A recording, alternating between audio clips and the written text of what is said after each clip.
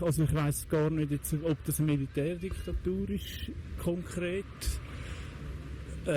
Ja, also ich meine, aufgrund von der Zahl der Leute, die da kommen, muss man davon ausgehen, dass, ja, das...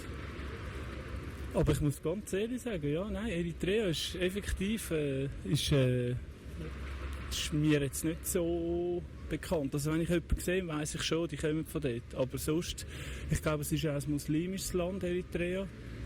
Also hauptsächlich. Aber ob das auch zu diesen Problemen geführt hat, dass die da nicht müssen kommen, ja, kann ich nicht konkret sagen. Das ist möglicherweise auch, ist nicht so ein Wirtschaftspartner ein wichtiger sind, so muss man ganz krass sagen. Also, oder wahrscheinlich, sie haben wahrscheinlich schon Rohstoffe, aber nicht die, die global so ein Gewicht haben, dass da mehr gemacht wird.